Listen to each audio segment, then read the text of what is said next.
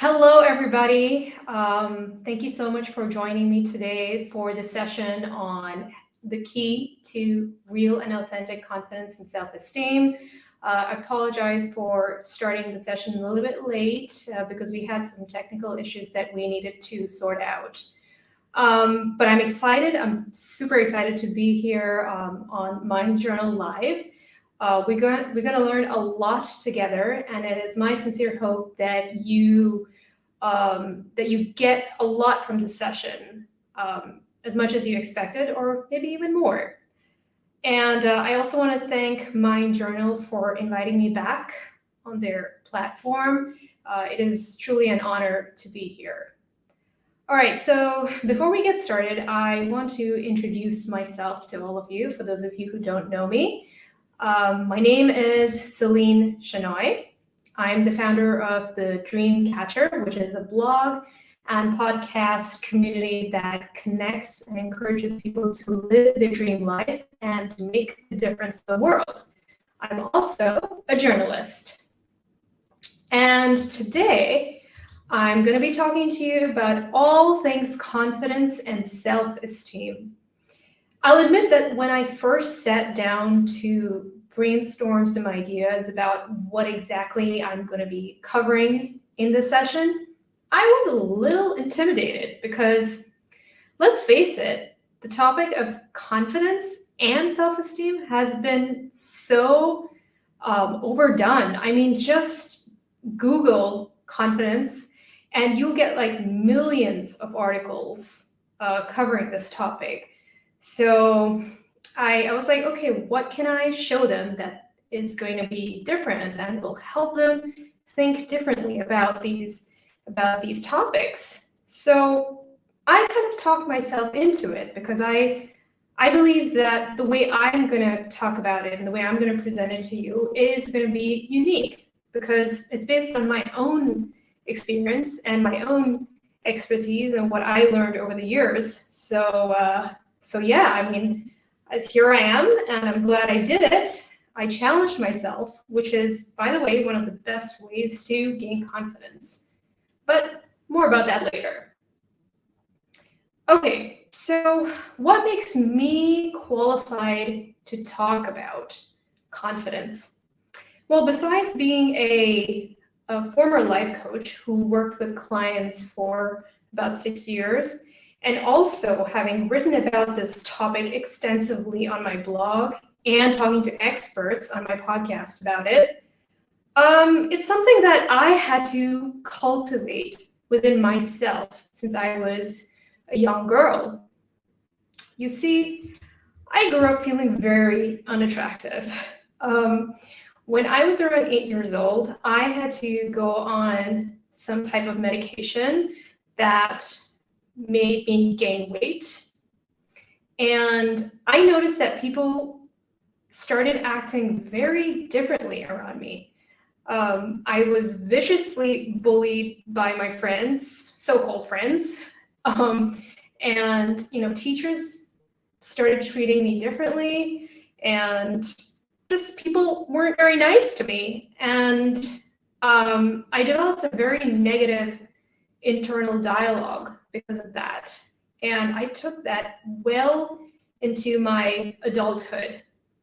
And because of that, I didn't feel worthy of success. I didn't feel worthy of love.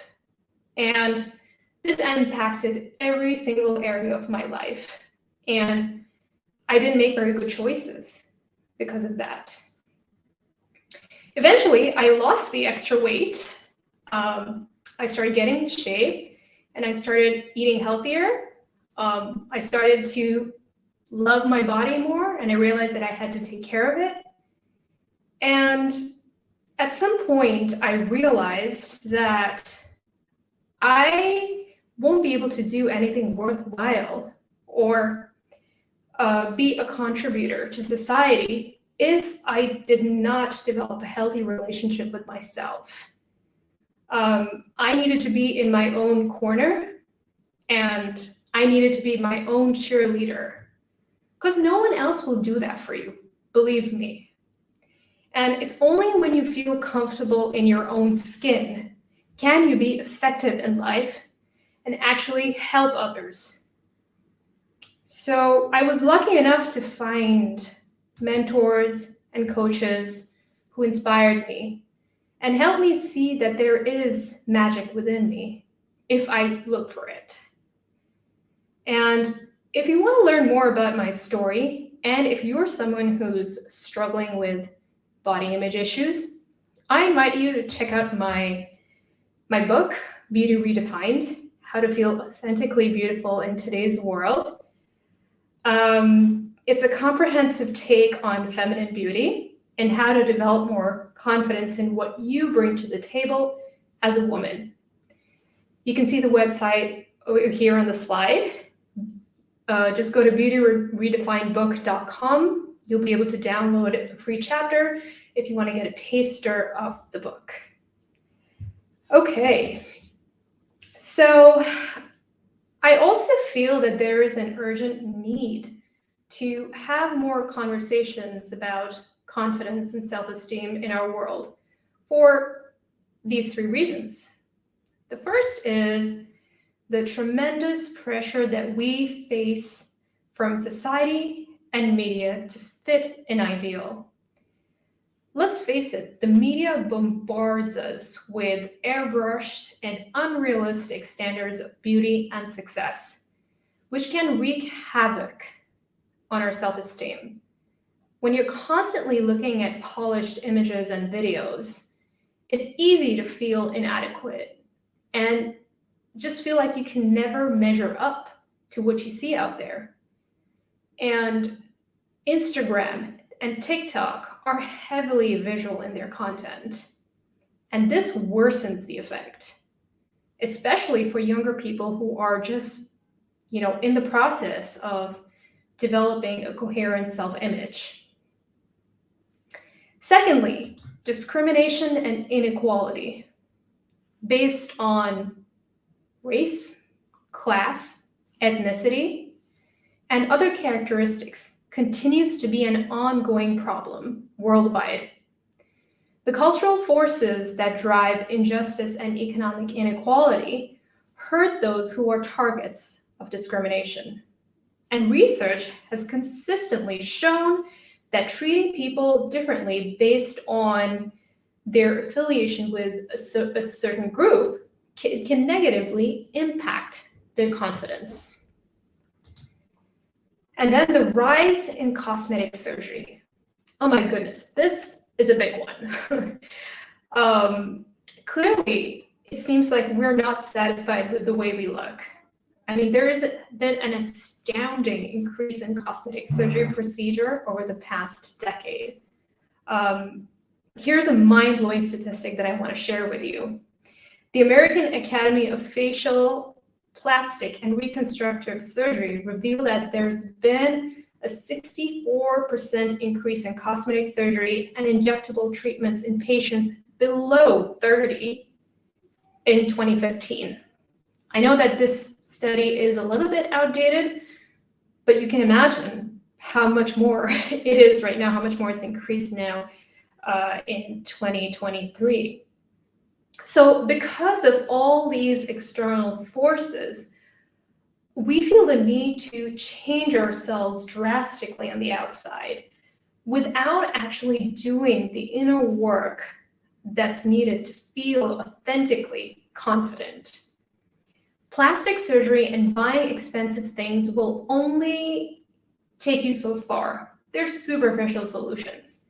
They won't give you that sense of self-worth that comes from knowing who you are and really excavating the gifts that you have and becoming a person of character and substance. So now let's find out how we can actually do that.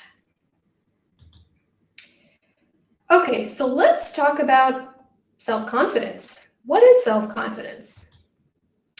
Now, we might not always have a firm grasp on the textbook definition of confidence, but we definitely know it when we feel it and what it feels like to be around it. I mean, you are aware when you're in the presence of somebody who is confident, right? Because there's something about the way they carry themselves, the way they talk, the way they walk. It's just, they exude it, right? You just feel it in their energy. And, we know what confidence looks like from the outside, but we don't really know what is going on inside of us, right? We don't know what's going on inside a confident person. But here's the thing. Confidence is an experience. It comes from within. It is an attitude about what you're capable of doing, about your skills, your abilities. It is the quiet inner knowledge that you are capable of handling things. You believe in yourself, not in an arrogant way, but in a realistic, secure way. To give you an idea of what this feels like, I want to do a little exercise with you. Think about a time when you felt super confident. This could have been before a job interview, before taking a test, before a sporting event. I want you to think of, just think of an event. And then I want you to compare that with a time when you didn't feel confident, when you felt that you really didn't have what it takes to get the outcome that you want. Could be because you didn't practice enough, you didn't know enough. So take a moment to compare the sensations that you were feeling within you and the self-talk that was running in your mind during both these occasions. So you'll see that it was very different, right? It felt very different. So what we want you to learn and to embody is that state of total confidence. And you should be able to summon it whenever you want to bring your best foot forward. Okay, so let's talk about why confidence matters. Well, there are many reasons, but let's start with the most obvious one. Confidence is attractive. People who are perceived as confident, they just win people's hearts, right? They win attention, they win admiration, and they win opportunities wherever they go, right? They just own the room and they just feel very comfortable in their skin. Anyone who's ever given a presentation or gone on a first date will tell you that confidence is essential if you want to get the results that you want. When we feel confident, we project an image of strength and competence, and we're more likely to take risks and get outside our comfort zone. On the other hand, when we lack confidence, we send out a signal of weakness and insecurity. If you've ever been around a person who's not confident, you'll instantly see it in their body language, right? They got the hunched shoulder, they don't make eye contact. It's very apparent. So a person like that is very likely to just doubt themselves and just hesitate whenever they want to act on something. And they're just less likely to try new things. And because of that, their world becomes so small and limited. And in today's competitive world, confidence is you need it if you want to open doors where you can actually prove yourself, right? So those with it are just more likely to achieve their goals, and they're just more able to reach their full potential. So those are some very important reasons there, right? So now, before we get into how we can develop confidence, I want you to have an idea about what someone with low self-confidence looks like.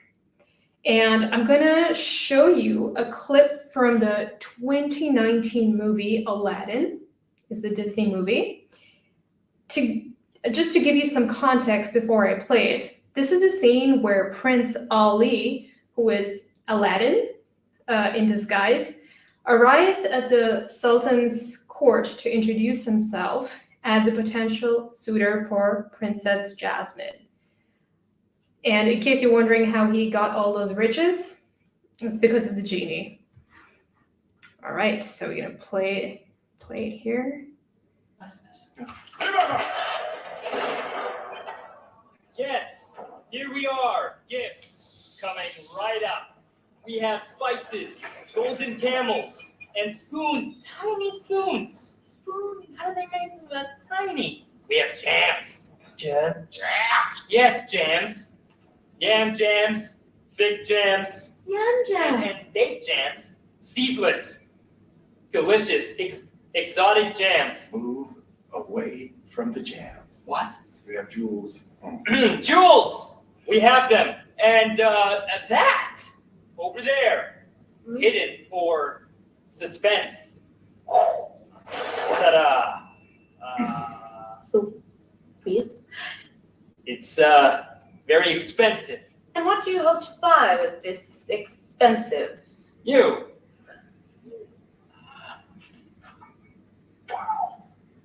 No. A moment with you. A moment. That's not. Are you suggesting I'm for sale? Of course. Not. No, of course not. No. It's cold and it's dark in that lamp, but I prefer it to this. Please excuse me. I need to go and find some bread. For the jams. No, that's not what I meant. You did great. That's not what I meant. Just leave her alone. You did great. You.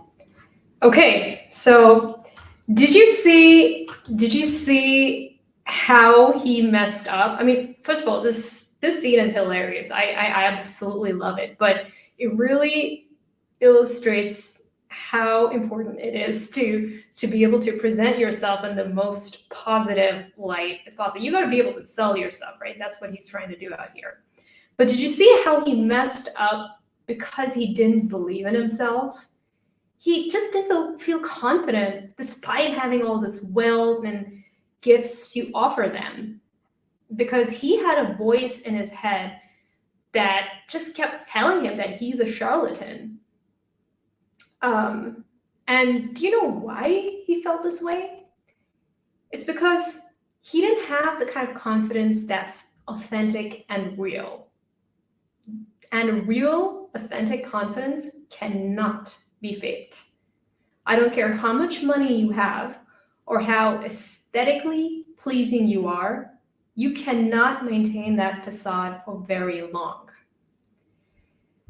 Yet, we've all heard the age-old advice to fake it till you make it.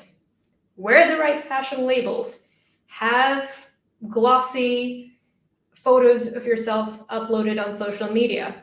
Fix your body language. Speak with authority. Even if you have to pretend to know what the heck you're talking about. Well, this pseudo-confidence is prescribed to so many of us as an antidote to cover up our insecurities. But here's the truth. Real confidence does not require faking it. Those who have it are convinced of their worth. True confidence is strong, it's honest, it's inspirational. There's nothing flashy, showy, and pretentious about it. Beloved figures like Maya Angelou, Audrey Hepburn, Winston Churchill exuded it. And this type of confidence is the gold standard and something we should be all aspiring to become. Now, part of developing genuine confidence involves knowing the telltale signs of fake confidence. Why am I bringing this up? Well, because it is everywhere today. And I want you to become a confidence sleuth who spots it in yourself and then holds yourself accountable for it. And you spot it in other people. And you don't fall for the show that they're putting on. So here are 5 signs of fake confidence. Number 1, fake confidence thrives on pride and entitlement. People with fake confidence have an exaggerated sense of self-importance. They think they rule the world. And that sense of entitlement convinces them that they should be favored and given special treatment by others. Confidence is sourced from possessions and labels. Okay?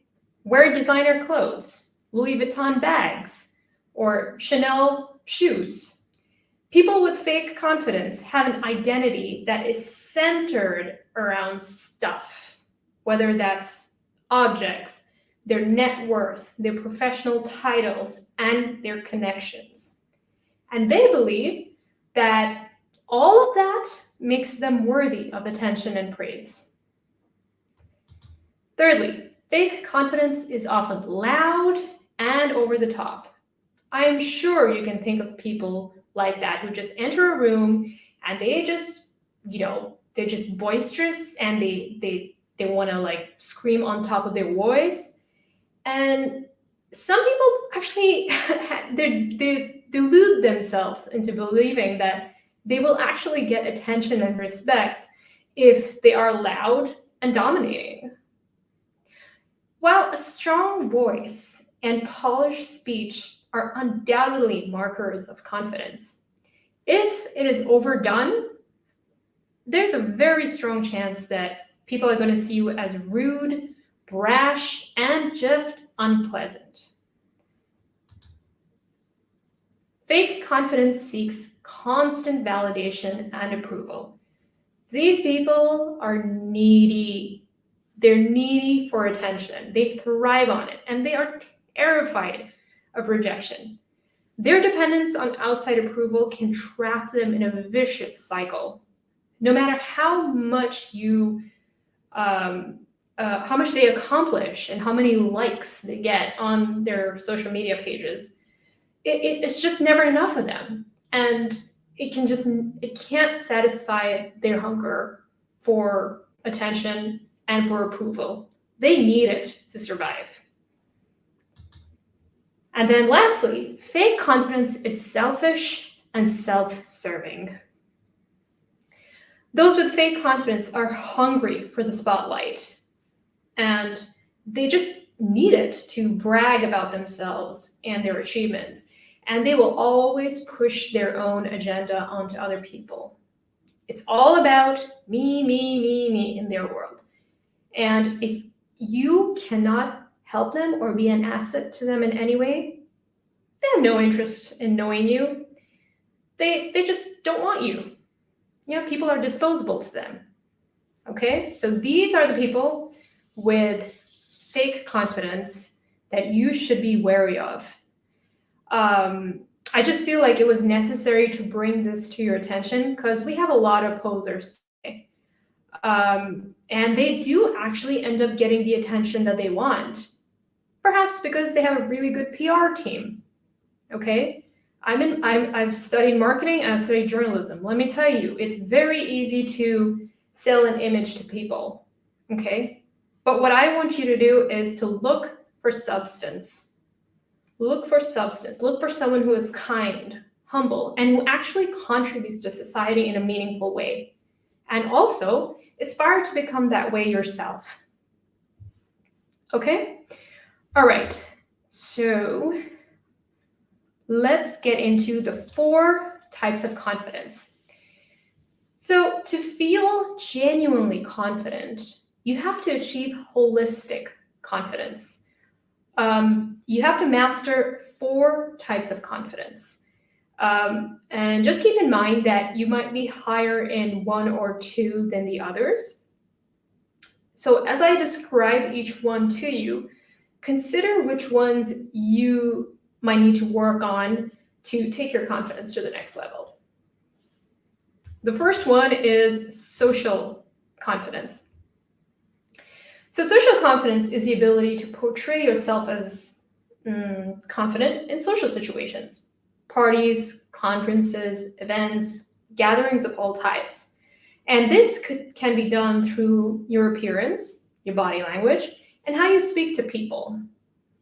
It also involves people skills, having the ability to empathize and understand people and the psychology behind the things they do and say. And those who have high social confidence are usually the ones who win Mr. or Miss Congeniality. And they're also the ones who are called people persons. The next type of confidence is confidence in your expertise. And this is about being certain in your expertise, in your expertise and the skills that you have, the abilities that you have. And this can pertain to how you perform in your job, how you're able to tackle all kinds of tasks. And as you can guess, this is vital in your profession because employers are looking for candidates who are secure in what they bring to the table, and they need to know that you can deliver. You can deliver results. If you're a business owner, customers are looking for business owners who believe in their products and services.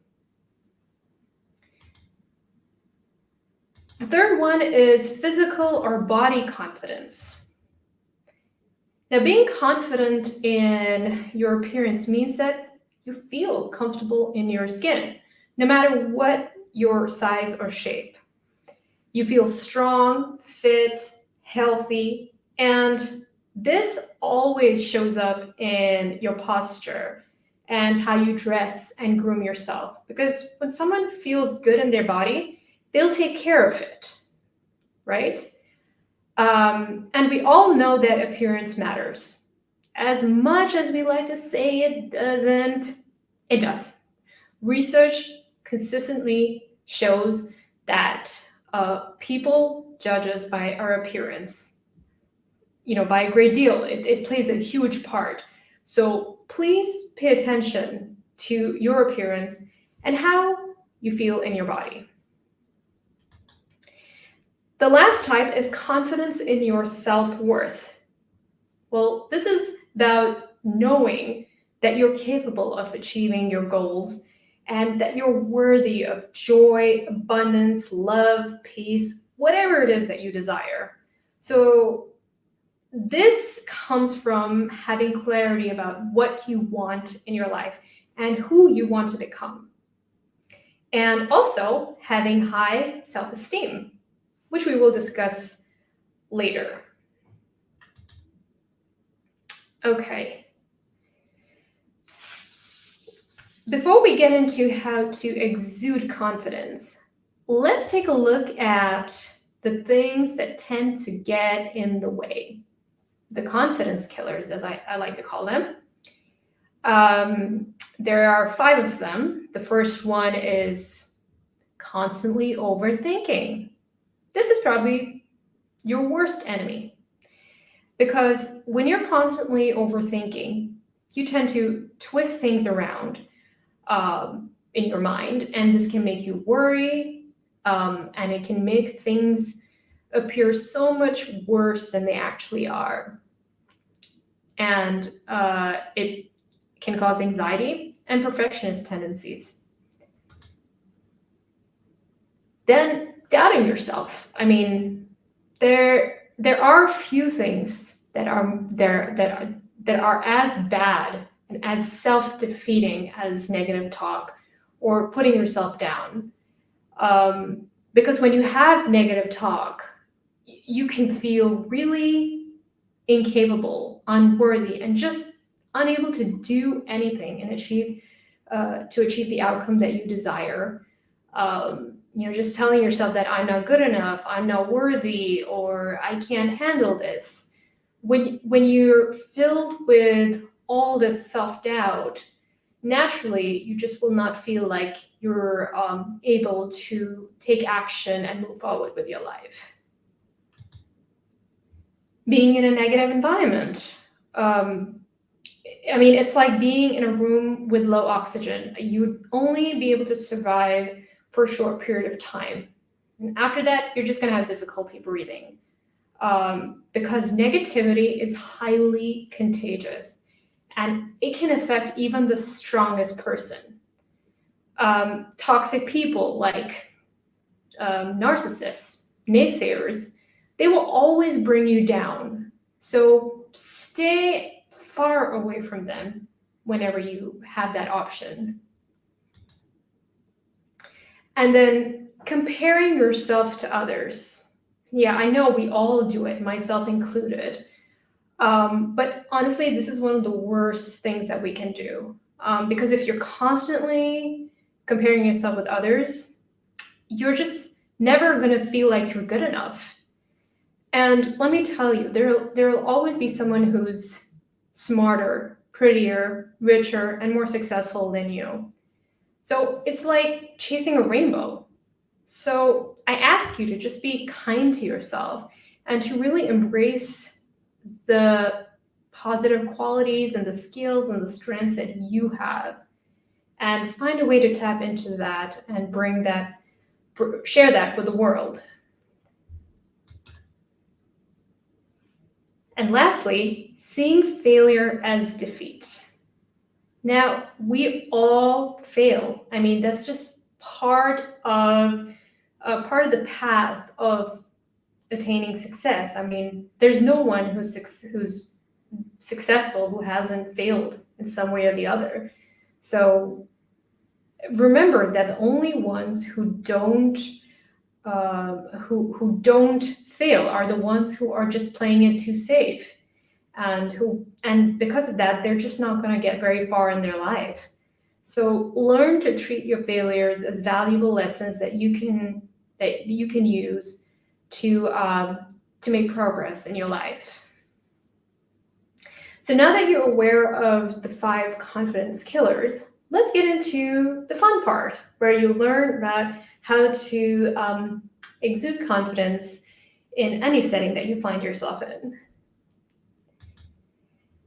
Okay, before we get into it, I want to show you another clip. This is from the movie The Tourist, starring Angelina Jolie and Johnny Depp. And I want you to observe Angelina Jolie's character and how she carries herself.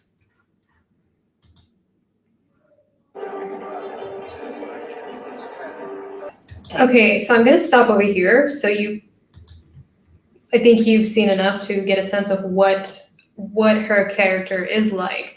And I'm curious to know, what did you notice about her? To me, she was just oozing confidence on every level. It's, her body language, how she talked, and her dressing, her sense of, style. And she also had this sense of assuredness that she knew that she was going to get what she wanted.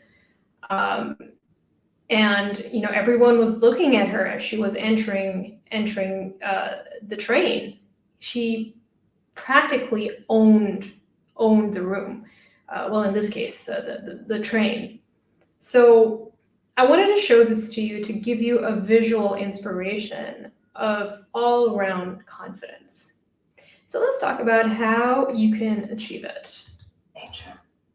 Okay, so let's start with social confidence. The first thing that you want to do is you want to dress for success. As I mentioned earlier, your appearance is one of the first things that people take in, and that's what they use to judge you. So it's best to dress in a way that really is a reflection of your true self and your sense of aesthetics and your style. and also gives people an idea about the type of person that you are. So the more put together that you look, the more confident you will feel. Then you want to be able to engage in conversation, because people notice how much you talk to them. If you're constantly avoiding conversation, it shows that you don't feel very good about yourself.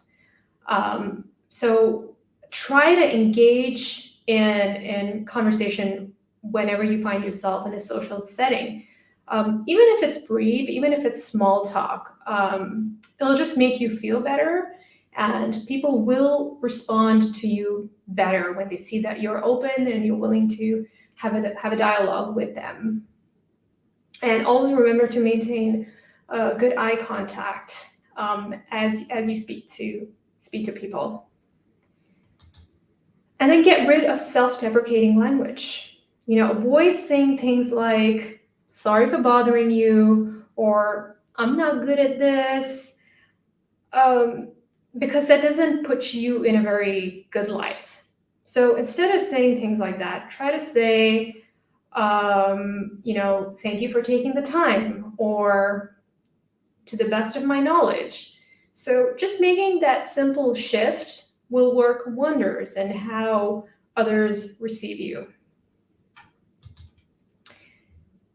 Now let's talk about confidence in your expertise. Well, the best way to gain confidence here is to practice and keep learning about your craft, whatever it is. Because the more you know, the more competent you will feel. Become a master at your subject to the point where your expertise is undeniable. Walt Disney once said, be so good that people cannot ignore you. So you want to reach that level of competence and expertise. Also, don't forget to be open to feedback. Don't shy away from constructive advice that can help you improve and just, grow in your profession. All right, so let's talk about physical confidence or body confidence. First things first, take care of yourself. I mean, we all know that we should be exercising, eating healthy, drinking enough water, getting enough sleep. We all know this, but we actually need to do it because it will greatly enhance your appearance, and you'll just feel good and your mind will function better. And so it will just improve the quality of your life. Okay.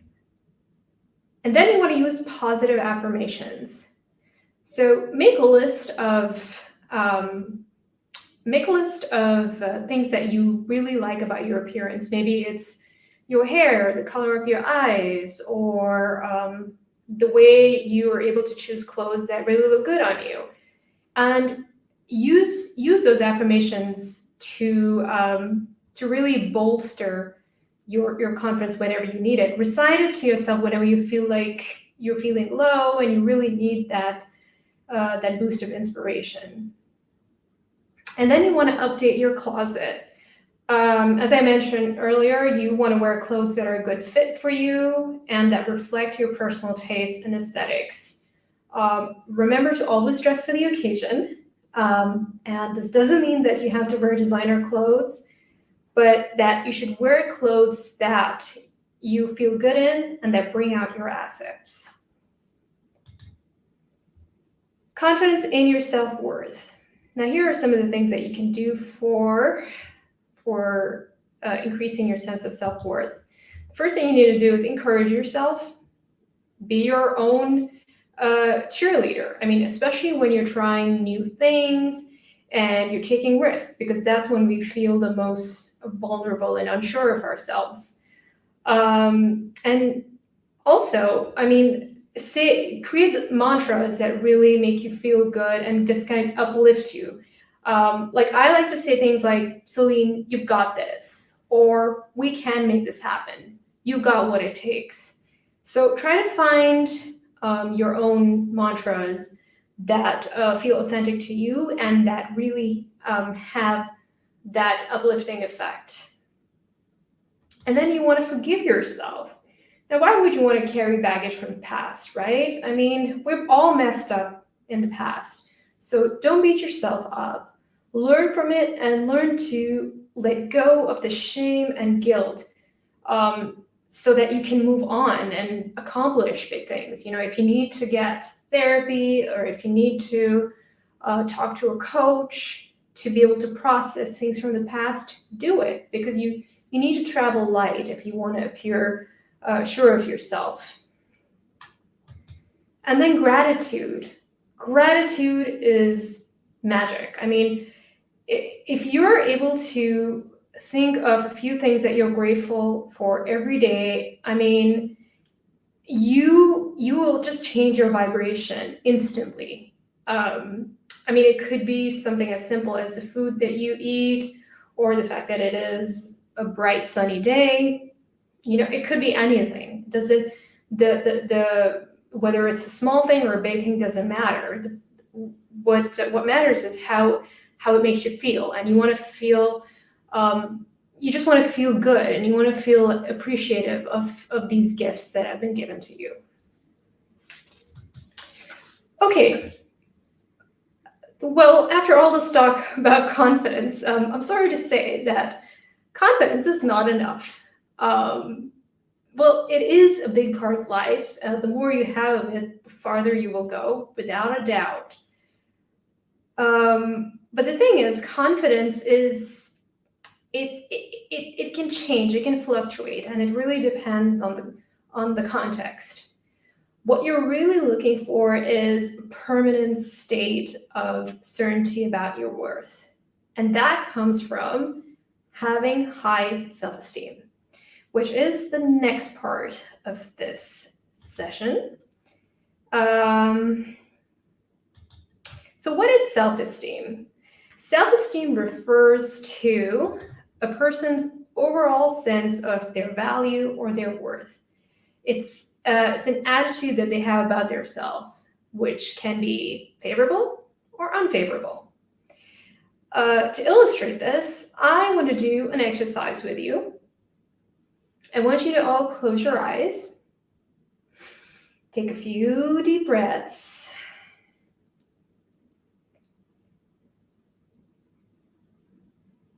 and then ask yourself this question: how much do I like, accept, and approve of myself? And I want you to be really honest here.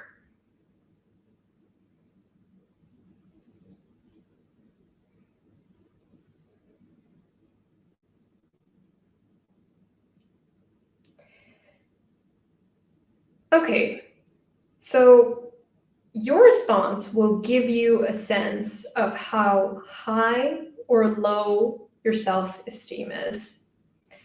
But remember that self-esteem should be viewed on a continuum. You don't have to be at the extreme ends. You could be somewhere in the middle.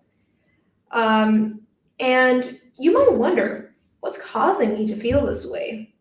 Well, there are many factors that can influence your self-esteem. Here are some of them. Your age. Someone going through a midlife crisis, that will definitely affect their self-esteem, right? And then your genetics. Some people are more prone to having high and low self-esteem. If you're dealing with a chronic illness, that could take a toll on your self-esteem too. Your physical abilities. If you're struggling with a disability or something that is preventing you from using your body, it will definitely impact how you see yourself. And then there's your socioeconomic status, how much money you make, and where you stand in the hierarchy of life can definitely change how you feel about yourself. And then your emotional intelligence, the way that you think and process your feelings, definitely will affect your self-esteem. Racism and discrimination. If you're constantly being the target of racist remarks, if you are being treated unfairly, you will not feel very good about yourself. And if it happens consistently, then it can have a major toll on you. And then lastly, how you perceive your life experiences. So studies have shown that genetics definitely plays a pretty strong role in shaping your self-esteem, but life experiences are thought to be more important, because how you see the world it kind of really develops your perspective on things and the beliefs that you develop about the world. And if those are not healthy ones, you're just not going to feel good about yourself and your place in the world. Okay, so why do we need self-esteem? Very similar to confidence, but I'm still going to tell you anyway. It has a far-reaching impact on your life. It determines many things, and I'm going to name some of them to you. So it can determine whether or not you are able to make decisions and assert yourself, whether or not you're able to recognize your strengths and utilize them in your life, whether you feel able to try new and challenging things, whether you feel that you're worthy of taking the time you need for yourself and to engage in self-care practices, and just believing that you matter and that you're good enough. You'd be surprised about how when we see how many people lack this feeling that they matter. Because that's really, really important to feel rooted and strong within yourself. In fact, all of these are really critical life skills that we need to achieve great things in our life and to feel happy, fulfilled, loved, and connected to the world around us. Okay. I want to show you another clip from the movie The Truth About Cats and Dogs. So this is a feel-good 90s rom-com with a very profound message. So I'm just going to give you a very brief synopsis to set this up for you. Abby, she's a radio show host, and she does not feel good enough for a man that she had spoken to on her show. So she asks her friend Noelle, who looks like a supermodel, to pretend to be her while Abby continues to talk to Brian on the phone. So in this scene, Brian is confessing his love for Abby, who he thinks is Noelle. But in this scene, you'll only see Abby and Brian. Okay. Oh, isn't that a lovely scene? So, did you see how Abby just could not believe that this man actually likes her for her personality? She actually said that you forgot to mention her looks, because she's so convinced that he would never give her a chance if he knew that what she actually looked like, So because of her low self-esteem, she almost missed out on being with the man of her dreams. So this is a classic example of how low self-esteem can really mess up your life. So what causes low self-esteem? Well, the things that affect your self-esteem are different for everyone. And regardless of the length of time that you've been dealing with it, it's really important to get to the bottom of it. Because the sooner you find out, the sooner that you can actually begin working on it and healing from it. So here are some common contributors to low self-esteem. An unhappy childhood. If you had parents, caretakers, or teachers, or any significant person, if they were really critical of you, or if they really hurt you, or made you feel unworthy, that is going to stay with you unless you work on it. Then poor treatment from a partner. If you were in a romantic connection with somebody who was constantly abusive, rude, who tried to belittle you, that usually happens when you're in a relationship with a narcissist. That can definitely damage you. I've touched on this a couple of times. If you experience prejudice, discrimination, or stigma, like racism, these will take a toll on you as well.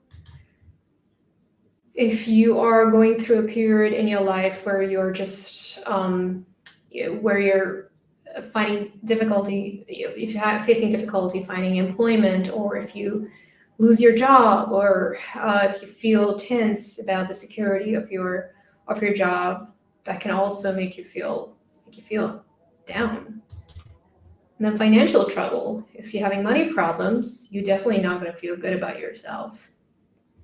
Ongoing medical conditions such as chronic pain, serious illnesses, physical disabilities.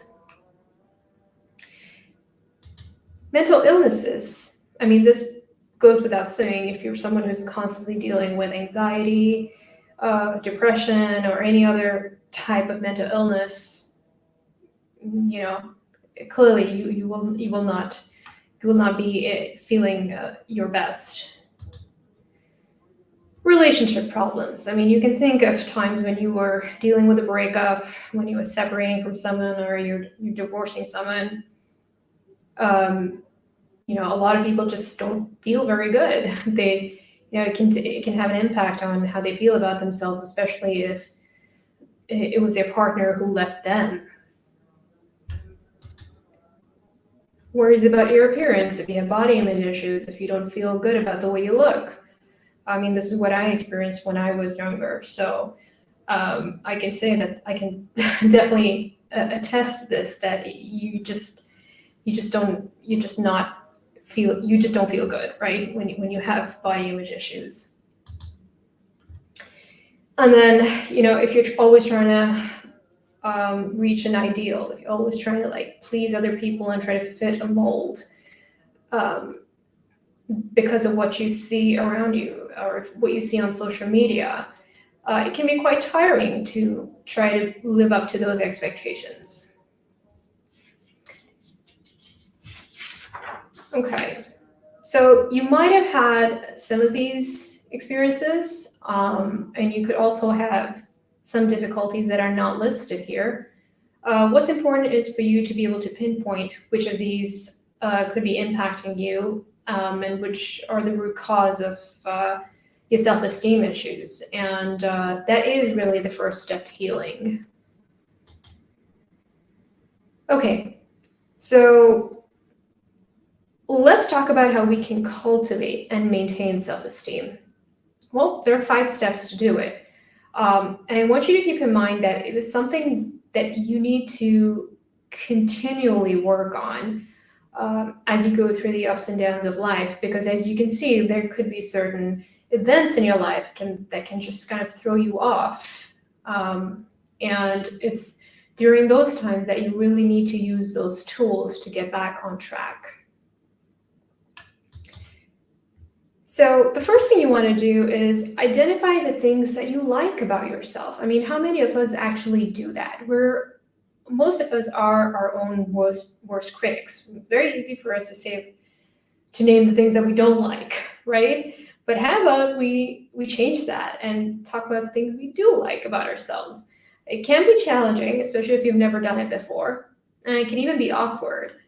But acknowledging the qualities that you like about yourself, the skills that you have, the strengths that you have, and that can have such a positive impact on your self-talk.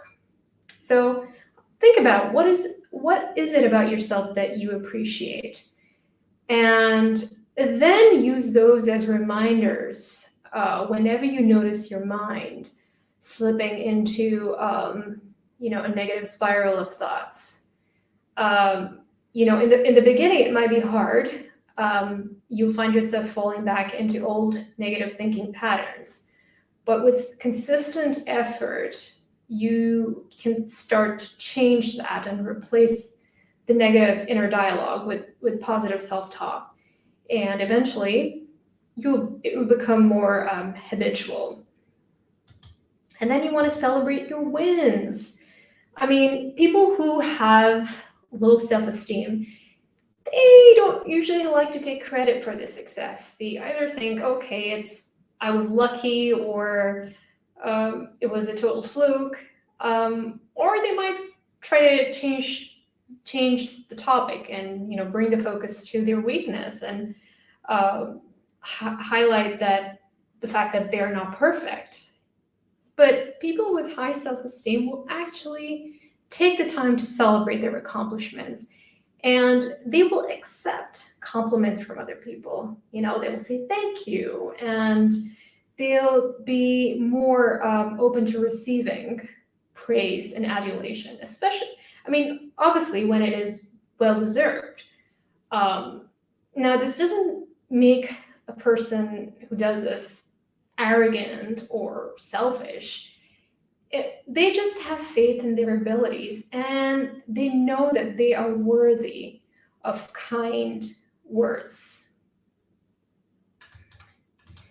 Then you want to stop comparing yourself to others. You really, really, really do. I know for a fact that this is one of the biggest problems that a lot of us have in the age of social media, because, as I said before, we're constantly being bombarded with these images of perfection. But the thing is, your progress and self-worth should not have anything to do with what others are doing. Yes, look at competitors and try to understand what they're doing, and if they're doing something well, you can learn from it. But don't let that impact how you feel about yourself. Because there'll always be someone who does things better than you do, but that doesn't mean that you're not good or that you're not good enough. And as I said, social media is a big culprit. So if you want to keep this in check, I recommend limiting your time on social media. And if you do scroll, just keep in mind that people are always sharing the best and most flattering parts of their life on their feed or in their stories. And you don't really see what's happening behind the scenes. So definitely not worth tying your own sense of self-worth to an idealized image of someone else's life. Instead, learn to appreciate yourself and what makes you different, and work on building your own strengths, and creating a better life for yourself. And then you want to take on challenges. One way to improve your self-esteem is to try new things that really take you out of your comfort zone. Because people who have low self-esteem, they tend to shy away from doing things that they don't feel like they would be good at. But the truth is, we're all beginners, we're all beginners at certain points in our life. And the only way to get past that is to actually try it and to actually, start getting better at it. When you actually take that leap of faith, you'll find that you actually can handle things, whether you succeed in big or small ways. You show yourself that you can actually persevere and push through those rough moments, and so you just kind of prove it to yourself, and that will change your beliefs about who you are and what you're capable of doing, and this in turn will improve your self-esteem. And then you want to build positive relationships and avoid negative ones. as I mentioned earlier, the people that you surround yourself with greatly impact your mood and your self-esteem. And you will probably find that there are certain people and relationships that make you feel better than others. Maybe it's being around certain friends, certain types of family members, coworkers, even acquaintances for that matter. So if you find those wonderful people, try to spend more time with them, okay? Because these are the people who are going to bring out your best and who see your gifts and remind you of how worthy and how amazing that you are. And I'm sure that there are people in your life that you've met who also make you feel pretty crappy about yourself. And these are the people that you want to avoid at all costs. I mean, these people will constantly remind you of how flawed you are or how inadequate you are. They'll make fun of you. They will absolutely fill you with self-doubt. And if you know people like this right now, please build some boundaries or just get rid of them if you can. Avoid them like the plague because they will wreak havoc on your self-esteem. So the bottom line is to build your self-esteem and to maintain your self-esteem. Be around people who uplift you and make you feel good about yourself, and avoid the relationships that bring you down. Okay, so we are at the end of the session, and I want to end it by saying that this is your life. We live in an age where anything is possible. Just 100 years ago, our options or our ancestors' options were very, very limited. There were so many things they couldn't do because of the lack of human rights, the lack of technology, and other social climate just didn't allow them to kind of become the person that they want to become. And this was especially the case for women and marginalized communities. While that still might be the case for some people in the world today, it's nowhere like it was in the past. So all you need to do is just get out of your own way, because the world is your oyster, okay? And I want you to make this journey called life one heck of a ride. Thank you. All right, so if you want to know more about me, you can check out my website, selineshenoy.com. You can also learn about my copywriting and marketing services there. If you want to read my blog, The Dream Catcher, you can go to thedreamcatch.com. You can also download a free ebook. And by the way, I have about 350 or 400 articles there. All of them are free, and I cover a wide range of topics. So definitely check it out. And then the Dreamcatcher podcast. If you want to subscribe to it, there's the link over there. We have over 400 episodes. Around 135 of them are interviews with some of the, some best-selling authors, inspirational thinkers, scholars, influencers, trailblazers of all kinds in the field of personal growth, spirituality, and culture. So make sure that you browse through our archive, and we're constantly adding new content every week. Okay, that's it. So now I'm ready to take your questions.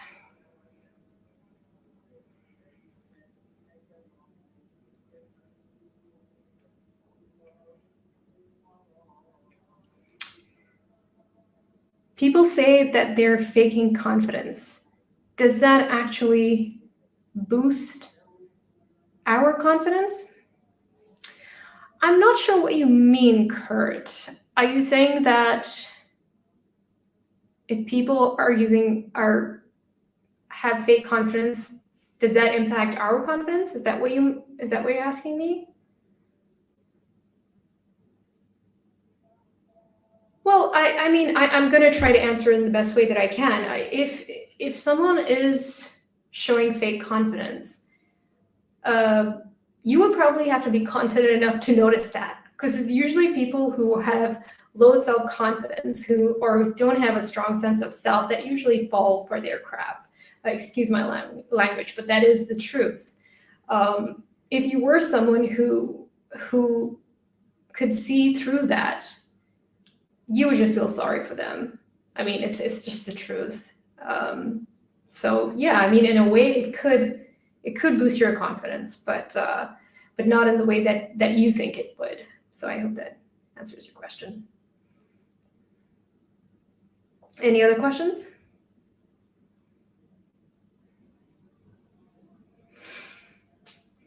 Are there any connections between physical health and mental well-being to build up your confidence? Oh yeah, absolutely. So I'm sure you've heard of the mind-body connection, which simply means that if you work on either one, it will impact it.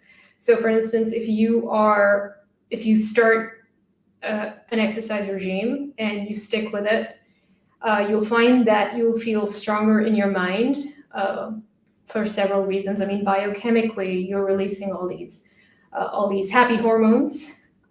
So you'll just feel better physiologically, but you'll also feel stronger and just more, you feel like you have more bandwidth and strength to deal with the challenges that are presented to you during the day. I mean, that's certainly the case for me. I feel like, when I work out, and I work out in the morning, and then once I do that, I feel like I can deal with any challenges that come my way because I feel good in my body. I feel strong, so it gives you that healthy foundation from which you can operate in the world.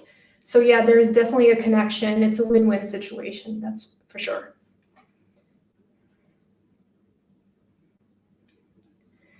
What are some common barriers that prevent people from being a confident person?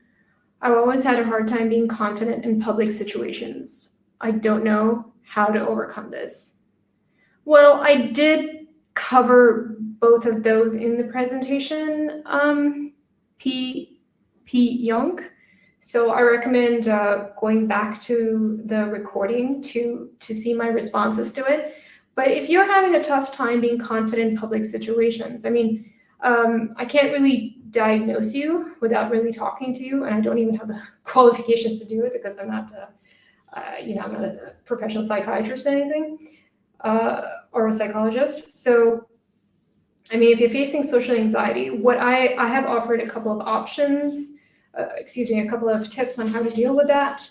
So definitely check that out in the presentation. If you're finding that you have chronic social anxiety, definitely get professional help for that, because there could be some deeper underlying issues that are impacting you and that might need to be addressed. Okay, any other questions? How about family members who always pull you down? Okay, I'm smiling because I do have experience with this. Well, that goes back to what I said about avoiding, negative people. And that includes your family members. I mean, just because you share blood doesn't mean you have to share the same space. If they're not good to you, build those boundaries or have a conversation with them if you feel like that would actually cause them to change the way they treat you. What I like to do is I like to actually tell them and call them out on it. If not, I just try to build boundaries, reduce the amount of time I spend with them, because you know what, you need to prioritize your own mental health. You come first. If they're not willing to respect you and show you the love that you deserve, especially if you're treating them well and if you're kind, then they really don't deserve to be around you. So, any other questions? I meant that fake confidence has no substance, but when people but then why people wear it as always? Oh, because they get away with it. There are people who believe that. I see it all the time. There's some people, recently I saw somebody get all this attention on social media, and I have nothing against her. I'm not, if someone is a trailblazer and they're doing great things and they're actually, contributing to society, more power to them. I'll be the first one to cheer for them. But if it's all fake, if it's all, when I can see through that and I can see it's all just because they have a really strong PR and marketing machine that's generating all the buzz around them, I can see it, as you said, because I have professional experience. I am in journalism, I am in marketing, so I can see through that. But there are a lot of people who actually buy into it and will feed their ego and be like, yeah, we believe you, because a lot of these people, they have money or they have status. So there are a lot of people who, for them, that's enough, and they'll be more than happy to cheer you on, because that's what matters to them. It's sad, but that's how some people roll. Okay, any other questions? Going once? Going twice? Okay. All right, so I think we're good to go. Thank you, everybody, for joining me for this session. I hope that you enjoyed it as much as I did. And hopefully I will see you somewhere in the online world or even in person. Take care of yourself. Bye-bye.